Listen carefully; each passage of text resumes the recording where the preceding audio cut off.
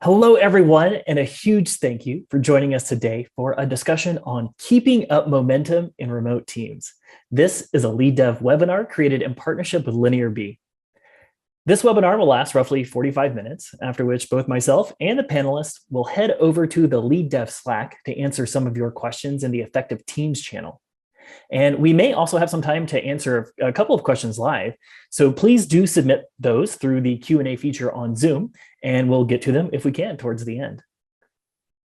All right, today I am joined by Nassim from Elastic, Jachi from Github, Lena from an engineering leadership coach, and Ori from LinearB to share experiences and insights on this particular subject. I'm Jeremiah, and I'll be moderating the panel today. I'm an engineering manager at Stripe. I'm building out one of its first fully remote teams in Europe. I'm from the US, but I now call Stockholm home. And before Stripe, I was fortunately able to experience some remote asynchronous work before the pandemic at Envision, where I managed two teams that spanned Ukraine, España, Hrvatska, the United Kingdom, Mexico, Brazil, and Argentina, Canada, and several US states. Before then, I worked at Spotify and Fitbit. And I now believe that remote async work is the future for many teams. And I've long been a fan of lead dev, so I am absolutely thrilled to be moderating the panel today. And I would love to introduce you to the panel. And we'll start with Nassim. Hello, my name is Nassim. I'm based in Bordeaux, France. And I've been working as a remote engineering manager for the past 8 years in mostly co-located or hybrid environment like Etsy and MailChimp. And I finally joined a remote first company, Elastic, where I currently work and relocated from the US to France. I'm really excited to be on this panel because I care deeply about engineering management and remote engineering management. And I think with more and more folks exposed to the remote work, we have a huge opportunity to change how we work and how we approach work. And I'm totally with you, Jeremiah, on the power of async and working remotely. And next, Jachi. Thank you, Nassim. Hi, I'm Jachi. I'm an engineering manager at Github. And Github is a fully remote workplace and was remote before the pandemic. However, I joined during the pandemic, and this is my first time in a fully distributed team in a remote environment. Before this, I was the engineering manager at a organization working on an open source project in the biomedical space. And we actually were fully on site and in person and only went remote due to the pandemic. So I'm excited today to be on this panel to learn from all of you who are much more seasoned at remote work than I am, but also to offer the perspective that remote is hard and it's new, but it's doable for anybody. Lena, over to you. Thank you. I'm Lena Reinhardt. I'm based in Berlin, Germany, and I'm a coach to engineering managers and executives now after spending the last decades growing engineering leaders and especially growing engineering organizations, most of them distributed and most of them during times of high growth. And the last 5 years, I've been in VP engineering roles with Travis CI and most recently Circle CI. And I have been working with remote organizations for the last 7 years in many different setups, including hybrid models. And I love working with distributed teams, especially because I believe that they force us as engineering leaders to be much more intentional and deliberate about our practices. And I'm really excited to be here also to learn from the other panelists about their experiences. Okay, do you want to go next? Yes, thank you. Everybody, my name is Ovi Keren. I'm the co-founder and CEO of LinearB. But before being a first-time founder, I was twice a VP of engineering, a VP of R&D of startups that were acquired for 10 years almost. It's an interesting time, and I'm super excited to be here because even though the world feels like unstable at this moment, I think like everybody is saying here, working remote encapsulate like an opportunity for our industry to come out of this crisis much better and stronger and kind of like adopt habits that we were already on the way there and now we can accelerate them. So looking forward for this panel. All right. Well, thank you, panel, for joining me today. It sounds like you all have a wealth of experience and knowledge about high-performing remote teams. So let's dive into some of those questions. This panel is titled Keeping Up Momentum in Remote Teams, but keeping up momentum on teams is a challenge in general, whether that team is co-located or remote. So Lena, I want to know from you, what is unique about this challenge when working remotely? Is there something causing a loss of momentum when going remote? Or is there something making it more difficult to build momentum when just working remotely in general? I think it absolutely can. I'd split my answer into two. I think one part is definitely the building momentum aspect, where just visibility into what's going on isn't necessarily a given. Many teams may have still used Scrum boards on a physical wall that just don't work this way anymore.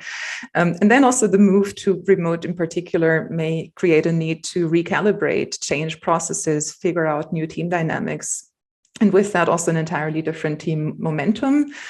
Because not everyone may be used to async work. As Jachi mentioned earlier, this is a new thing for some people, and it takes some time getting used to.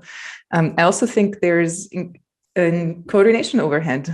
Communication takes different practices. Meeting with stakeholders, having those kinds of interactions can be very different. And then the second part, I think, is the perception of momentum. No one knows who's really working in a remote team. I personally also don't think that's okay, but it takes some getting used to, and especially for people who are used to seeing everyone sit at their desks, hacking away at a keyboard in the office, it can be quite a shift. And that kind of perception of momentum, I may bring up again later because I think it's really important, but it can create a whole lot of questions about what momentum is even happening on teams. For sure. I'll pass it over to Ori. What do you think? Yeah, I think it's really interesting because I think that if you think about it, like previously, before like remote work started to happen at scale, momentum was something very fluidly defined. There wasn't like a lot of time we bridged gaps with soft skills and status meetings where we updated. And if the leader was kind of strong in like conveying the message, they're like, we're on the right track. Those were like the mechanism to say, hey, we have momentum and we're keeping it. And I think that when everybody like started, well, if you were remote first, of course, it was changed. It's different. But if you were a company that working like co-located and all of a sudden became remote, now both as individuals and as teams, we need stronger evidence. It's not enough to us to see like a leader that talks about it and kind of like trust it. We need data. We're also like a generation now that needs data and needs like a better proof and a better like definition to what is momentum. Let's define what is momentum first, and let's now talk about how we keep it. And there's a great opportunity, like I said at the beginning, to say like to kind of like wrap momentum around like, you know, the operational aspects, like how fast are we moving, the directional aspects, like are we building the right things, are we moving like to the right direction, but also very, very important, like the well-being, which is like, and you know, avoiding burnout, which is like a true risk of this era. So again, I think it's all about the opportunity and how we seize it. Now, Jachi, you actually mentioned, you brought up some of the challenges in your intro. What are some of those that you felt? The challenges that we felt. I'm sorry. Good. No, I think Ori brings up a great point about burnout as well. I think even in person, sometimes the momentum around like the momentum becomes more of a pressure to deliver and to do more without necessarily reflecting on, is this the highest priority? Is this how we should be spending our effort and our time? I think in a remote environment, at least what I've observed is my team is globally distributed, and due to our distributed nature, we have a tendency to maybe have more siloed projects so that people aren't blocked due to time zone differences. And that can be really challenging because momentum sometimes is driven by your peers rooting for you and your peers wanting to know what's next and being invested in the project in the same way that you are. So that's something that my team has really struggled with in a distributed environment. Certainly not new to the pandemic, but the pandemic has definitely made it worse because this isn't a normal remote working environment. In a normal setting, even remote teams get together every so often, share their knowledge, share their work, and that itself also helps build momentum. Yeah, you're right. Like some of this may just be perception of just not having your peers around you, and this is something Elena mentioned earlier. So some of the loss may just simply be a perception loss, not necessarily an actual decrease in productivity. And I think that remote work requires a different way of monitoring and sharing progress by individual contributors.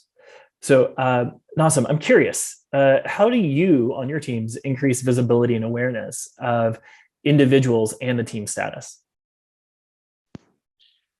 I can tell you what works for me. I've never, like I said before, as a disclaimer, I've never managed teams outside of remotely. So I never had the other side of the equation of walking into an office and seeing a big open space with a lot of people buzzing and having that feeling, oh, things are happening. I've never had that.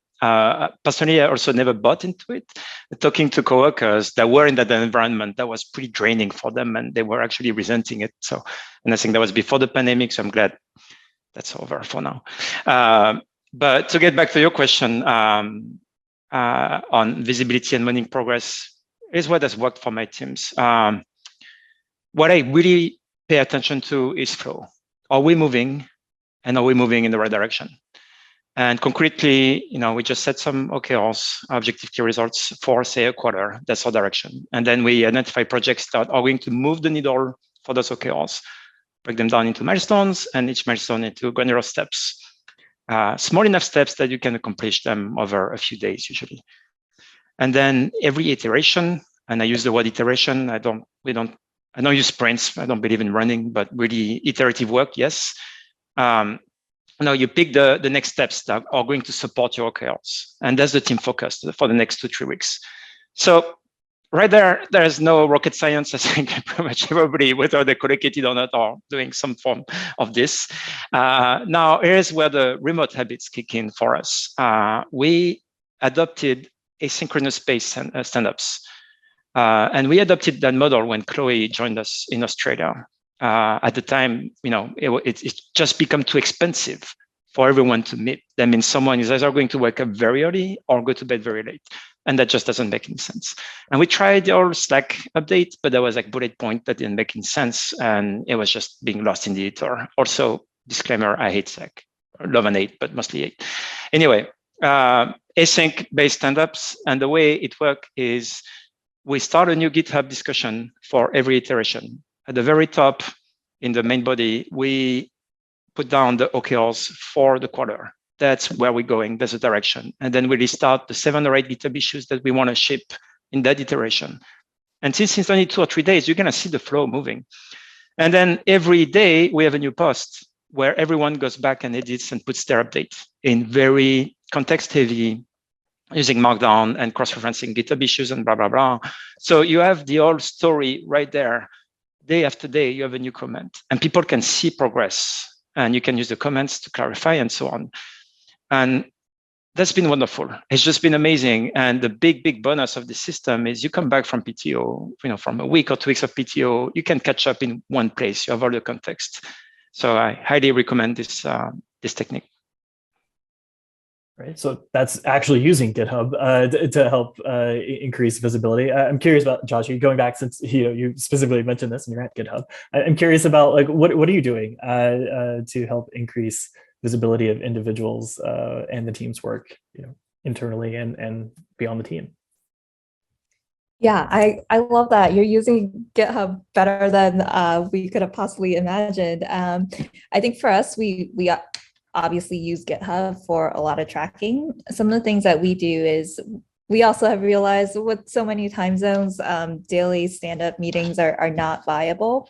For some of our projects, we have tried to do project-specific stand-ups maybe once a week and use that time to decide what are our goals for this week, what are our blockers, what do we do next week, what are some ideas we want to try out.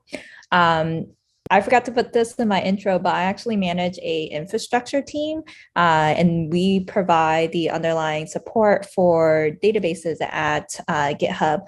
So the nature of infrastructure work is just very different from product development as well. So we found that sprints, it's really hard to plan 2 weeks in advance. And we center around writing design docs to the best of our ability, identifying what we need to do, proof of concepts, and more investigation on tracking that information into issues and providing updates, kind of like Nassim said, occasionally in the comment section and issues. And then being adjustable as we go, because we inevitably run into unknowns when working on infrastructure projects. And then we had to make a decision on, do we go down this path, or do we, do our best to patch what already exists? For sure. Lena, you also brought up the perception loss. So I'm curious, any thoughts on this too? I think Nassim mentioned context earlier, and I think that's really key. And I think especially for leaders, like technical leaders, as well as people managers, there's a lot of context in distributed teams that just doesn't get automatically created, and where it's usually specifically leaders' roles to create that context and set that context. Because if eventually momentum is really, really important, but momentum is a means to an end. Nassim also mentioned like teams moving in the right direction. Ultimately, we want momentum to be directed towards achieving larger business goals. And so the way I'd look at this is basically for managers holding that context and creating the context. Like, what are the teams doing? Like, what's their momentum towards achieving those business goals? And so a huge topic in all of that I found is just teams owning metrics. So having a clear set of metrics that are tied to the domain that the team owns and that the team is striving towards. That's also going to help tremendously with setting goals for the team.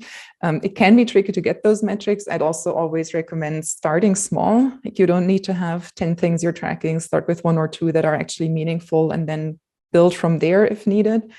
And have those metrics aligned with either a product North Star or a higher level corporate strategic goal or vision, anything that's very closely tied to business value that you're looking to create.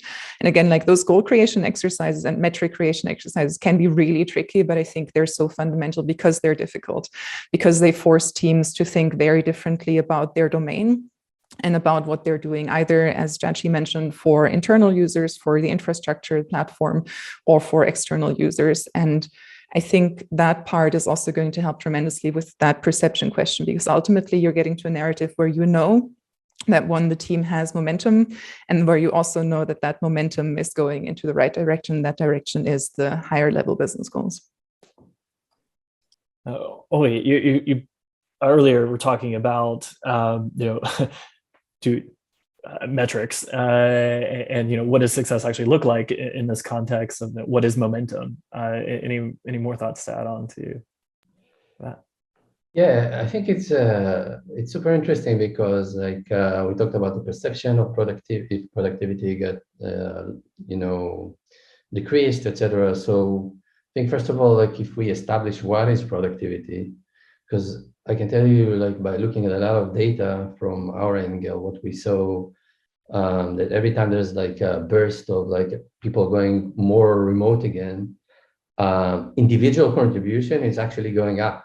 People are freeing up, they're writing more code. That's like about everything that's dependent on like a busy resource, especially like code reviews, all those other aspects are usually the ones that are getting like productivity, like their productivity is like getting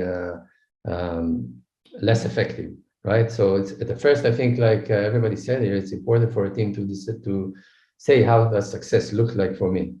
And if, before I was more, hey, each team should define their own success, etc.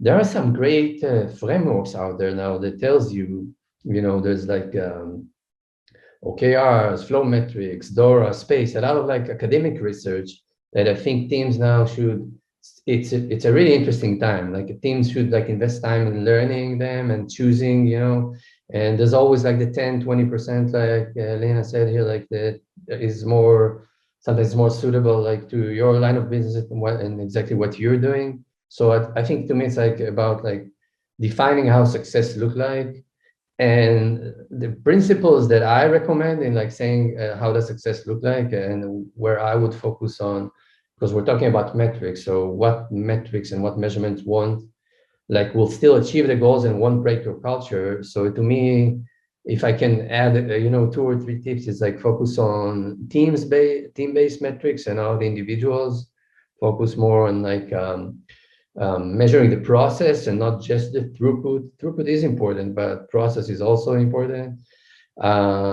And for individual contributors, I wouldn't like apply metrics. I would say, what can we do for them in this era of like remote that will actually take like the cognitive overload of like updating and understanding and automate a lot of those tasks for them, so they can focus on building.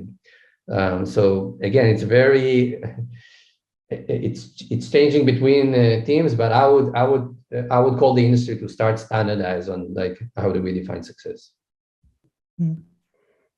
I was just gonna, if I may, add one more quick point, because specifically this perception topic has come up in a lot of conversations I've had with folks. Basically, this whole, hey, my team is doing all the work. They've got the metrics, it's all aligned, but I'm getting feedback from my own manager or other people in the organization that things are not happening. And I find that that's a common situation people run into. If that kind of situation happens to you, I can always recommend basically debugging that.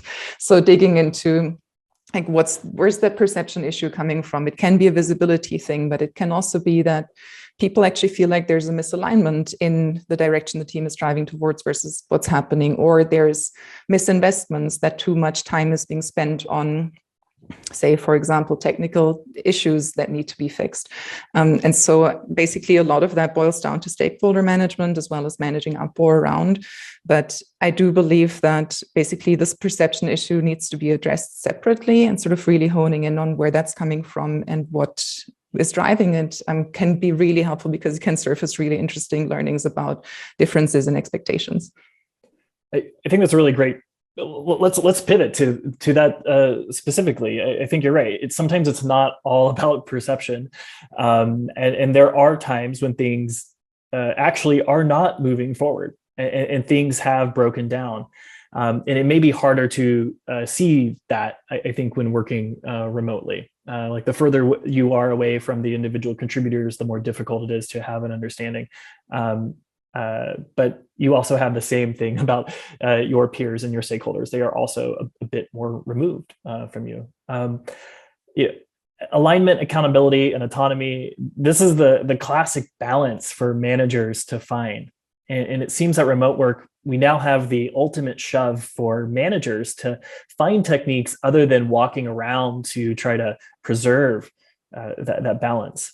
One of my favorites is David Nadler. He said the ideal amount of control that management needs to maintain wasn't going to be a single fixed point on a scale between like two extremes of a lot of control or not a lot of control, but it's actually 3 points that move over time. And he called it tight, loose, tight.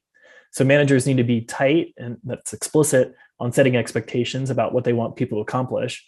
Then they need to be loose and relinquish control and giving people the autonomy to figure out the best way to meet that objective. And then managers need to be tight again on that follow-up by evaluating, if and how those objectives are actually met, and provide accountability in that way.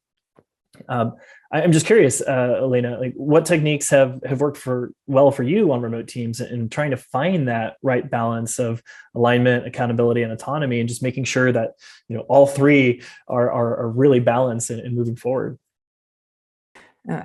First, I'm a fan of continuous learning, including when it comes to these kinds of practices. And so I think there's been a lot in trying things and tweaking it from there. And so I haven't found the perfect recipe, but I do think a company vision and a company strategy that are strong and that are well communicated and regularly communicated to teams go a really long way in all that.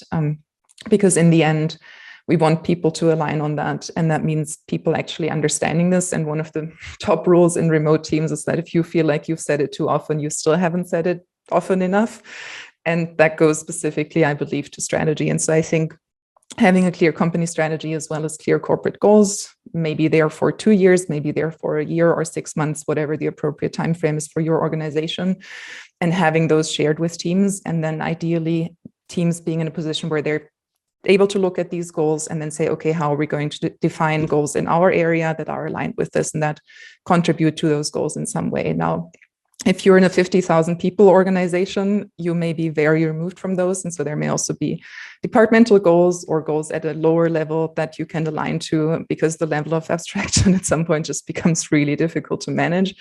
But then teams having, as I mentioned earlier as well, teams having metrics that are going in the same direction as well, and then tracking those goals on a regular basis. And ideally having a really high level of visibility. I think we keep coming back to that, and we probably will, because it's so important and so crucial. And teams having these goals in the open, and is it a shared document? There's a lot of tools that help with that as well. Choose your own adventure, but in the end, make sure that there's visibility on what teams are working on and what the progress is towards those goals. That's great. Nassim, I'm curious about your fully remote experience in your career. Any thoughts on that balance? I think a lot of it has been said. I'd imagine like transitioning from the work office environment to the fully remote is about letting go of the old indicators and of the way we're doing things, like you were saying, like walking around and or people working behind their desk and so on. And I think the biggest danger that we face is trying to reproduce that buzzing virtually. Well, what Carl Newport calls like the hyperactive hive mind, where everybody's connected and always paying attention to everything, and things are flying around and buzzing around. Again, I'm going to pick on Slack. Nothing wrong with it, but the problem is if we're always on it, then you're not in the flow, you're not concentrated, and that's a problem. So concretely, I'm going to pick on what I already said around defining success and what you mentioned around the tight lose tight. Like, number one, set the direction to define what success looks like, and ideally in a written form so that everybody can refer back to it. It's documented. I would say number three, also define the rules of the game. Like, this is how progress is measured. This is how we check in. There is not going to be a surprise. I'm not going to ask you in the DM and so on. This is like everybody knows how we do it. And then you take a step back and you resist the temptation to just check in. And there's nothing worse than that. Instead, as leader, I think, to me, it's like our responsibility to craft that environment for the team to strive and to create the pockets of uninterrupted times for folks to be able to focus. So it's not okay to just accept that, Slack is there and people can do whatever they want. If they want to be on it all the time, well, that's no problem. No, we have to be a bit more vocal and be like, no, either, you can shut it down, or you can encourage people to not be on it, or to take control over their own time, or coach them in one-on-one, and have team practice not rely on those tools. But it's important to have those discussions and preserving our important time, or the time when we can actually deliver and ship. All right, so we've talked about the perception, and we having a lot of stats and like measuring how that project is going. But what about getting that project started off, to begin with? I think some of the biggest challenges on my teams have been just figuring out what it is we're actually going to do, and coming up with that project plan that everyone can align around. So I'm going to start with Jachi. Like, how do you plan projects remotely? Like, how do you actually work through that ambiguity and break things down into smaller pieces? I'm just curious, do you think this is something that can really only be done synchronously, even while remote? Yeah, I definitely don't think it can only be done synchronously. Even on, in-person teams, starting a project, getting consensus, knowing what your first step is incredibly challenging. And it's a lot of times it's where if your initial scope is too big, you're setting the project up for failure. I think on my team, we certainly struggle with a lot of that. We try to pinpoint what are our desired outcomes, what metrics are we trying to improve, or what are some pain points that we want to directly address. Have that open conversation, whether it's in a meeting or in Slack or in a discussion in GitHub, on what are our goals and specifically our non-goals, and call out the things that we don't want to creep into the project that we think will inevitably come up. And And then something that GitHub does is appoint a directly responsible individual and give them the autonomy to sort of drive that project forward. I think in the past, we've struggled with having too many stakeholders and lack of clarity on who's responsible for what. But having this DRI model where there's a single point of contact who's leading the efforts and who's driving things forward. They're not necessarily responsible for all the work, but at least having that one person connect the dots has been really helpful. And it's been a good career opportunity for people who are interested in growth too, because that's a very visible role. Anyone else? I want to talk about projects breaking down. Maybe Nassim. You mentioned can it only be done synchronously? I think it's a danger or a misconception to assume that synchronous communication is bad and that remote work is obviously and only asynchronous. I think it's important to really have a good understanding of what medium or what channel should be used for what type of communication. And in the case of high back and forth, high bandwidth exchanges, sync communication is the best. And when in a situation where that is required or that may happen, don't even start, again, on Slack or in the GitHub issue, playing ping pong. Like jump in the Zoom room, sort it out, and done. And in some meeting, kickoff plannings or very technical back and forth discussion, ideation, and so on, synchronous would be the best. So yeah, I'd say just identify when to have what type of conversation, really socialize those ideas in your team, and then adopt it as you see fit. Sorry, go ahead. Go ahead. No, I was just going to second that. I think there are two ways I think about distributed teams. One is basically trying to operate as much as if you always have to be async, which basically means like lots of documentation. Things should be accessible for everyone independently. People should not be blocked on unnecessary things, all of that. But then I also believe that that a lot of synchronous communication has a lot of advantages. I know of some teams that have to operate largely asynchronously for a variety of reasons, but at the same time, these remote teams are already such a low context and difficult relationship environment that basically not having synchronous time together is going to ultimately be a real challenge when it comes to building momentum on teams. And so I do think the added benefit of having some deliberate synchronous communication, like it doesn't have to be everyone being in meetings all the time, but having some intentional team time, team practices like the ones that Jachi and Nassim described, those can be really beneficial also for career growth. Breaking down larger projects together can be super useful for growing more junior engineers on the team, for helping people deal with ambiguity, for building relationships on the team. And so I think there are a lot of, in addition to the project management aspects that are super important, there are a lot of secondary benefits of those practices that ultimately are also going to contribute to building better momentum on the team and ultimately getting to healthy delivery and high-performing teams. Yeah, totally agree.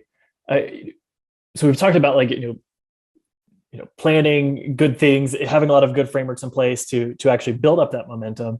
But any sort of project, you inevitably have like a loss of momentum. Like somebody's going to escalate something, and there's going to be some unknown that comes into this project. This is for anybody to answer. Like how do your teams, like, do you have an agreed upon norm inside of your teams for like how do we escalate when something actually needs to maybe change priority or change sequencing of work inside of your teams, particularly when you're working like asynchronously? Like how do you deal with that sudden loss of momentum?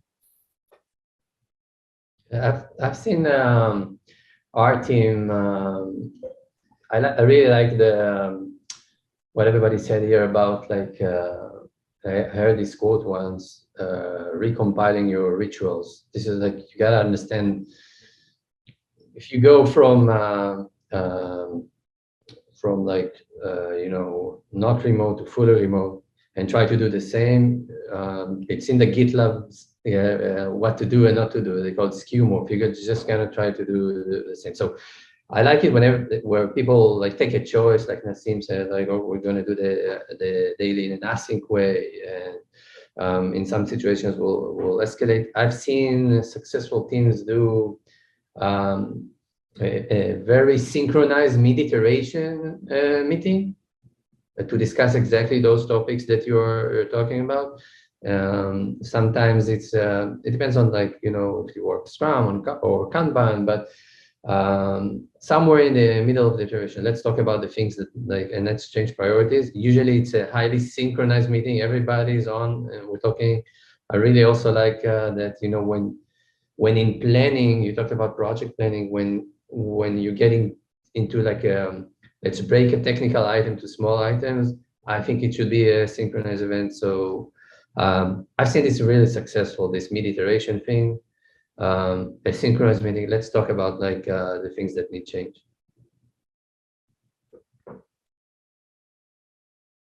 Yeah, I guess even if your teams have some sort of like scheduled, retros, even if you're not using sprints or whatnot, a lot of these sort of things I think can come up, for evaluation there. Something else, often these interruptions or these escalations require decision making changes, and so I'm just curious if they're like, how do you deal with a sudden escalation or decision that needs to be made? I think, Joshua, you mentioned about having a directly responsible individual, like, kind of be to take those, but I'm curious about any other techniques that might help for that type of momentum loss. Yeah, I think for us, when we kickstart some sort of initiative, we also try to set up it's kind of like Nassim said earlier, like, what are the rules of engagement? And we might want to have a dedicated Slack channel. We might want to have a dedicated, board for tracking issues. And we might have a working doc where we are, sharing information with each other. Usually our initial point of escalation is typically through this shared Slack channel, and have like a discussion around it. And depending on who needs to be involved, we might set up a meeting to discuss. But sometimes our decisions are just made in the moment in Slack. If there's no contention, if there's general consensus already, then that unblocks us to move forward. If there's a need for cross-organizational support, which can be really challenging, then it's kind of on me as the engineering leader to point the directly responsible person into the right direction. But we are a pretty flat organization, and we talk across organizations all the time and try to work something out within ourselves. If it's super high effort, then this does get brought up in leadership meetings, and we coordinate as a company on priority and figure out what are available options. I think my team has gotten really good at reducing scope and understanding various options and talking with other teams to figure out what's the best for the company. Because ultimately what's good for my team and what works for my team might not be the most viable solution. It might mean some other team having to take on technical debt. And that's something that we actively try to avoid. But usually we time box these things so that the discussion phase doesn't last longer than one or 2 weeks, so that we do have a path forward and can continue on with the project. Yeah, I would want to pull out one point that Jachi briefly alluded to, which is the question of what we're not going to do. I think it came up earlier as well, especially with these interrupts or scope changes or so. There's very easily just, okay, well, let's just pile this on top of the existing pile and then move on. Kind of thing that happens, not on Jachi's team, not to make assumptions here, but just in teams that I've seen. And the question is, that's often very hard to answer, especially if you're in high pressure environments, is, what are we going to drop in favor of doing this? And that can also lead to a really interesting conversation, because it oftentimes gets to the ultimate value really quickly and helps make those decisions that are still hard to make.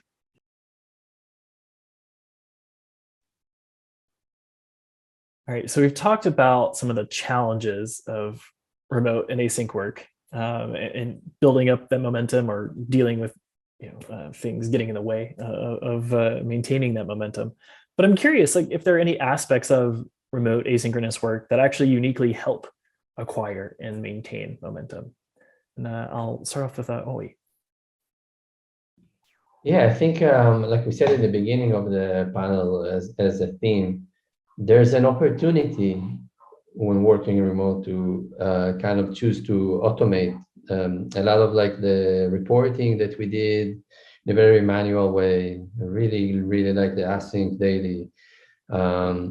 Even like checking the progress and like how we're hitting on our goals. I've seen teams there are tools out there, and I've seen teams doing their own things, like to say, are we in a very scientific and data-driven way, are we hitting like 80% of what we planned?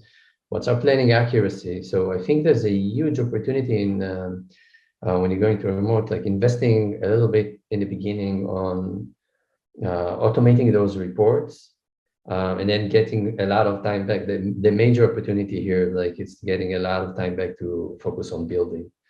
So that's like, I think, very unique to remote. And even though like you could do it in a non-remote environment, but I think our instincts for the last 20 years has been like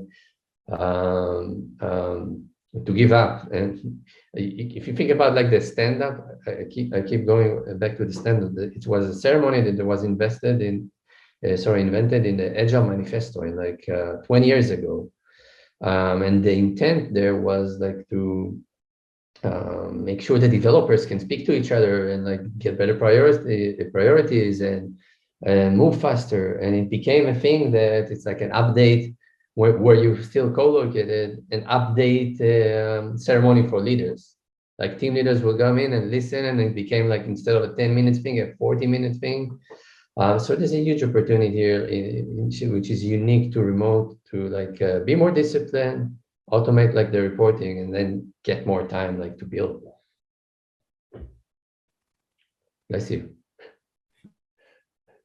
Yeah, I mean, I keep stand-ups synchronous, but it's mostly just for the human connection for a remote team. So it's like, we already have a bunch of systems in place. If you want to check status, it's there, and we should be updating those systems for that. But it is like just nice to have that one, sync point during the day where people can actually see each other's faces in real time. So that's also perfect. I've heard it, and if you're successful in doing it, kudos. That's great. Yeah. I'm curious about anyone else about unique advantages for building and maintaining momentum remotely. I mean, I think the point about stand-ups is really interesting because it highlights that my impression is that a lot of distributed teams or teams that make the move, they stumble upon practices that they probably should have reconsidered a while ago already, because it becomes much more painful to maintain in a remote environment.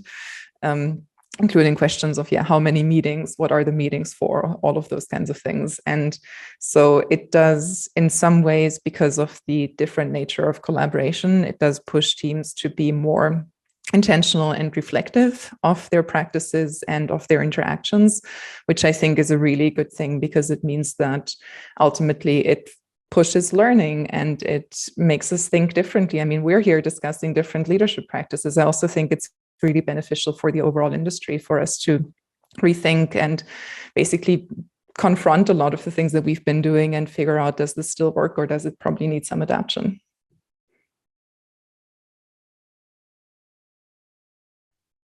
Chachi, I remember you were chatting a little bit about like writing practices being advantageous. Can you tell us a little bit more about that? Sure. I love what Lena said about being intentional, because that's sort of what happens when you're sort of forced to, in this like distributed environment, to put down a cohesive narrative instead of maybe in the synchronous communication. In my time working remote, and I've tried to do this in non-remote teams, it's totally viable, putting in requests for feedback documentation, putting in, when proposing a project, writing down the problem statement in a clear way. It's been really good practice, and it helps me reflect on, hey, if I don't know how to put this in writing, if I can't come up with 3 sentences on why this is an important project for my team and what our goals are, maybe I haven't thought about it enough, and maybe I don't even understand my own motivations. and really helping to put that clarity on the goals and why we're doing something, putting it in writing and being able to share that with others and being able to communicate that has been really good for the remote environment, because one like piece of writing or document can be shared broadly across the team, versus meetings are limited to those who can attend, and that can be a for bigger reach for making the case for something. All right. Well, for anybody joining us live, if you have any questions that you might like the panel to discuss, feel free to drop those into the Zoom Q&A feature right now.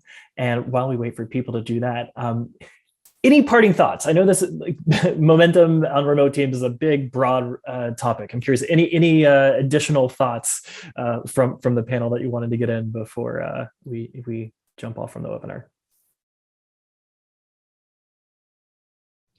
I have this like philosophical thought that again, the world is in trouble right now, and at its basic, software like can improve the world, right? If we deploy it right and use it like for ethical reasons, it's like, so we as an industry gotta take this opportunity. We gotta use this opportunity, because if we get out of it like with like healthier work environments, again, people are like, protect our people from burnout, work like we all talked about how we should work like more efficiently. I think software can play an amazing role in the next 5 years. So that's my closing part. Let's seize this opportunity as an industry. I love that. All right, so we have 2 quick questions that we'll get to. Someone is curious about mob or pair programming in a remote work. So this is a highly synchronous process, but can this work in a remote environment, and how may it still be helpful for momentum on the team? I've seen it work really well. I think it needs to be contained like in a co-located environment. People can't do pair programming or mob programming for days on end. And so figuring out what works for teams. But yeah, I've also seen it as a really useful way for mentoring, for growing engineers, as well as for onboarding people. And there's usually growth on both sides in that. So yeah, I think it can work.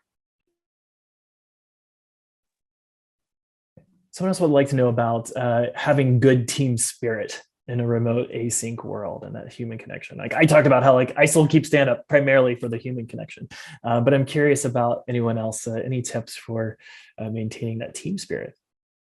Or is it overrated? Is the other part of that question. I don't think it is, but.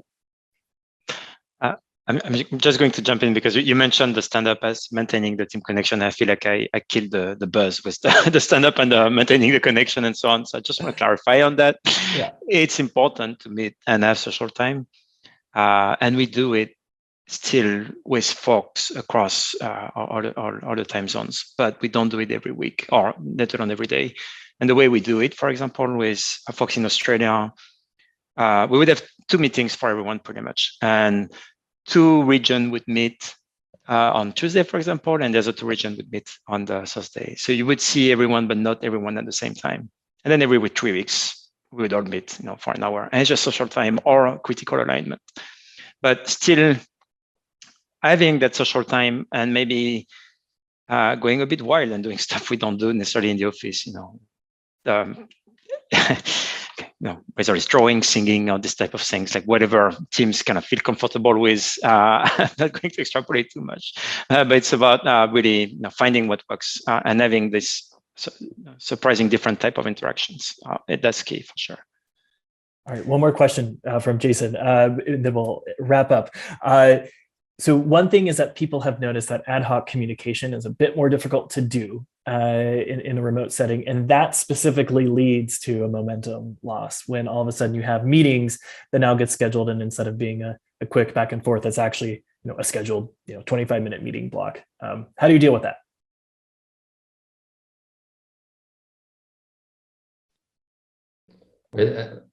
I'm not sure I understand the question. So I'm like in back and forth communication with somebody, and then there's a meeting that I need to take, or the meeting is to escalate that discussion? I think like when you're in a meeting, if you're in an office, you just like, oh, just go over and, interrupt that person, the shoulder taps of an office. And they might be frequent, but they are fast at getting yourself unblocked. And it seems that in a remote context, oftentimes a replacement for that is, a 25-minute meeting shows up in your calendar and you have a lot of that. It relates to your pair programming thing. I've seen like teams doing interesting stuff like, code reviews are a real pain. Like my PR is ready, I need to push it. Now I'm waiting for somebody to review. It depends on how people work, etc. So I've seen teams choosing when to turn them into like a synchronous event. If I know that you're reviewing my code now and I can see you start commenting, maybe it's okay to take like the context switch right now and to make it synchronous, because I know otherwise it's going to be like 8 cycles back and forth. And if we do it right now, take the hit for the 25 minutes and you just save yourself like 4 hours of back and forth and reloading everything that you did around the code review. So, and there's no silver line, like one answer, but choose the right events where you do want to escalate it to a meeting. Sorry, I don't know if we have time. I would just quick answer, and then we got to wrap up. Yes. Okay, working remotely does introduce a lot of latency, but I don't think it's a bad thing. And the key to it's not a bad thing because people can really get into deeper and produce more quality work. And the key to solving that latency is a bit more multiplexing, taking more parallel tracks of work. So I never thought that going and interrupting someone tapping on the shoulder was ever an okay thing. That's the problem with you get distracted, you get context switch and so on. And thankfully, we don't have that too easily remotely. But if that's really an issue, or if we need those impromptu moment, office hours, just have daily office hours, and you can be interrupted, it's scheduled, and you make that time available to others. Yeah, I completely agree. I actually strongly dislike all of those constant shoulder taps in the office, ruining my focus. Well, we have a bunch more questions. I want to say thank you so much to this panel for all of the insights that you've shared today. If you're still watching us, we're going to head right now over to the Lead Dev Slack in the Effectives Teams channel. We're going to post some of the questions that we didn't get to answer in there, and we'll be there for a few more moments answering questions. So thank you so much for joining. Thank you, Linear B, and we hope to see you next time at Lead Dev. Thank you.